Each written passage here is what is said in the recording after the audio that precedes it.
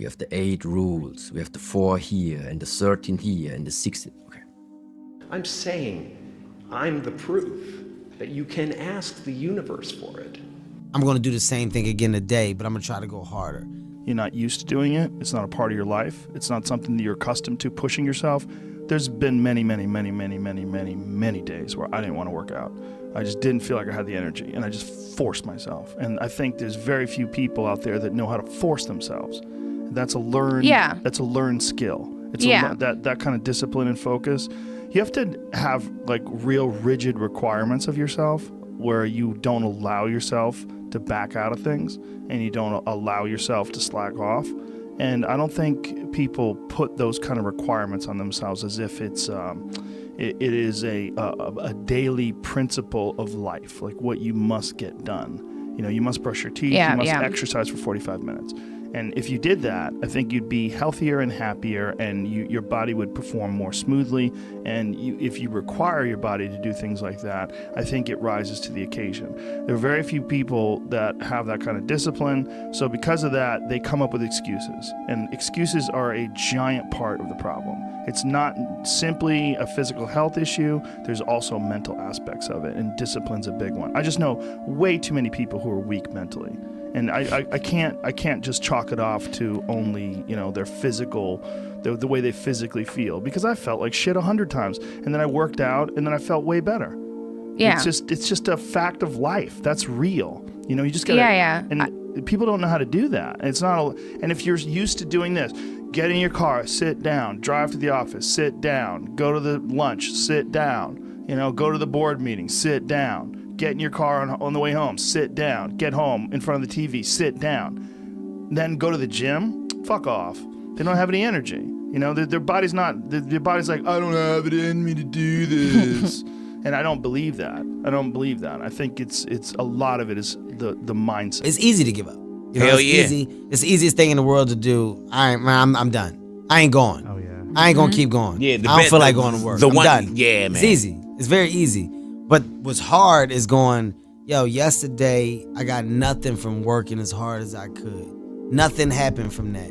I'm gonna do the same thing again today, but I'm gonna try to go harder. That's the hardest thing in the world. To get up every day and give 100% and be in the same position that you were each day, but mentally know that you're trying and trying and trying. That's a real grind. So many of us choose our path out of fear disguised as practicality. What we really want seems impossibly out of reach and ridiculous to expect, so we never dare to ask the universe for it. I'm saying I'm the proof that you can ask the universe for it. Please.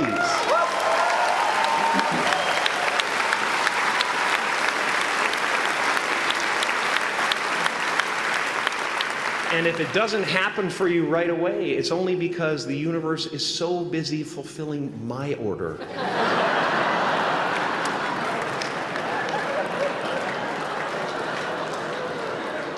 Party size! My father could have been a great comedian, but he didn't believe that that was possible for him. And so he made a conservative choice. Instead, he got a safe job as an accountant. And when I was 12 years old, he was let go from that safe job. And our family had to do whatever we could to survive. I learned many great lessons from my father, not the least of which was that you can fail at what you don't want. So you might as well take a chance on doing what you love. We have the 5 hindrances. We have the 14 virtues. We have the 8 rules. We have the 4 here and the 13 here and the 16. Okay. It's a very good guideline because it makes it easy for us humans to have something like really structured. There are 4 steps, there are 6 steps, there are 5 steps whatsoever. What I want to say is, just in this way, it's also that only discipline wouldn't be helpful if in the first place you do not possess the ability to see it, to realize it, to be aware of it. Meaning you have discipline, but you are never aware actually When is the moment actually appearing right now that this sensory desire is hitting in? You're not aware of it. So the discipline wouldn't help you if you don't have this awareness. So always meaning, I do think that there are different qualities of the mind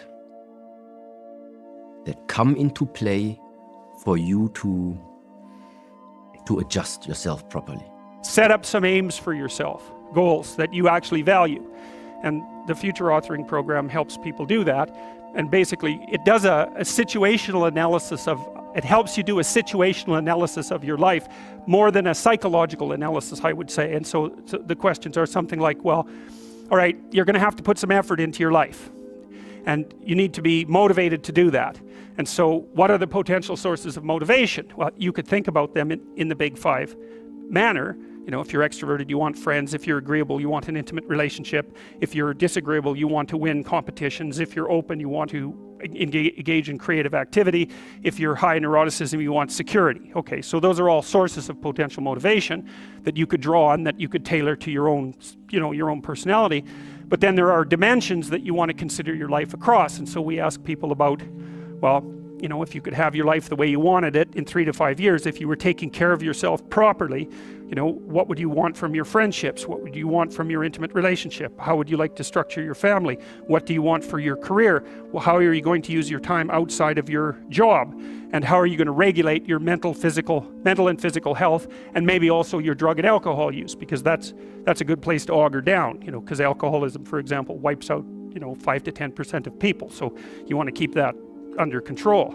And then so maybe you develop a vision of what you would like your life to be, and that associates the goal. Once the goal is established, and then you break down the goal into micro processes that you can implement. The micro processes become rewarding in proportion, in relation to their causal association with the goal, and that tangles in your incentive reward system. We talked about the dopaminergic incentive reward system, and that's the thing that keeps you moving forward. And the way it works is that it works better if it produces positive emotion when it can see you moving towards a valued goal. Okay, well, what's the implication of that? Better have a valued goal, because otherwise you can't get any positive motivation working out. And so the more valuable the goal, in principle, the more the micro processes associated with that goal start to take on a positive charge. And so what that means is, well, you get up in the morning and you're excited about the day, you're ready to go. And so as far as I can tell, what you do is you specify your long-term ideal. Maybe you also specify a place you want to stay the hell away from, so that you're terrified to fail as well as excited about succeeding, because that's also useful. You specify your goal. You do that in some sense as a unique individual. You want to specify goals that make you say, oh, if that could happen as a consequence of my efforts, it would clearly be worthwhile. Because the question always is, why do something? Because doing nothing is easy. You just sit there and you don't do anything. That's real easy. The question is, why would you ever do anything? And the answer to that has to be because you've determined by some means that it's worthwhile. And then the next question might be, well, where should you look for worthwhile things? And one would be, well, you could consult your own temperament. And the other would be, well, you kind of look at what it is that people accrue that's valuable across the lifespan. I don't know if self-esteem is the answer. I don't think it's bad to be hard on yourself, as long as you also celebrate when the victories happen.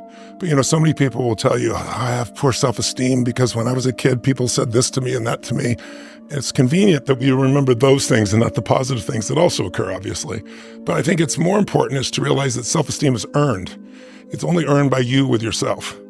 You're not going to get self-esteem because everybody praises you. Someone can tell you your whole life that you're brilliant, you're a genius, you're beautiful, you're handsome, and you're not believe it. Someone can tell you you're a piece of crap and you're never going to become anything. And there's a part of you can say, I'll show you, as many people have, and then they develop drive out of it, right? So it's really, self-esteem comes from doing incredibly difficult things where you pushed yourself. It's not virtue signaling. It's not telling people about it. It's what you know inside your soul is true. And the more you do things that are incredibly difficult, and especially things that are meaningful, meaning they're not just about yourself, the higher that esteem would be. I think the most important thing for self-esteem is to find something you care about more than yourself. As long as you're in your own head, the nature of the mind is reductionism, right? good, bad, right, wrong, all those types of things. Of course, life is much more, many different hues than that. And so when you find something you care about, whether it's your kids or whether it's something, your job, your career, whether it's a mission you have, that's something you want to bring to the world, nonprofit, it doesn't matter what it is. If you find something you care about more than you won't be thinking about yourself all the time, and all your bullshit self-esteem shit just goes out the window. I mean, it's just, when I hear it, it's just so mamby-pamby BS. You can have crappy self-esteem and achieve a hell of a lot. Now, the real question is, what do you want? And I think if you want an extraordinary life, which my definition of that is life on your terms. Like, what's my idea? It might be different than yours completely. Some people, it's 3 beautiful children, a white picket fence. Some people, it's building a multi-billion-dollar business. Somebody else, it's writing poetry, right? So instead of looking for somebody else, it's like, okay, what do you really want from your life? And aligning yourself with moving forward towards what you really want. Life is not really long. Let's say the average person, 30 years old. If you're 30 years old, you are now but about 7 years old. How can I prove it? Add up all the 7, 8, 9 hours you slept for 30 years. Out of 30 years, add up all the nights, last night when you went to bed and woke up this morning, you don't remember a thing. You've been unconscious for about 8 years. If you're 30 years old, you slept about 8 years. Okay. How much traveling have you done in 30 years? From the television station to home, to another country, to another city, to school, to church. You've probably traveled 2 years of your life or spent just getting back and forth to where you're going. So there's 8 years of sleeping, 2 years of traveling. There's 30 years out of your life before you accomplish anything. How long do you sit in school? In America, we stay in school from the 1st grade to 12th grade. 6 hours a day for 12 years, break it down, you sat in the classroom for 3 years without leaving. Okay, 2 years of traveling, 8 years of sleeping, 3 years of school. How many movies have you went to? How many wrestling matches? How much entertainment? How many movie theaters, live plays, baseball games? Probably 2 years of entertainment.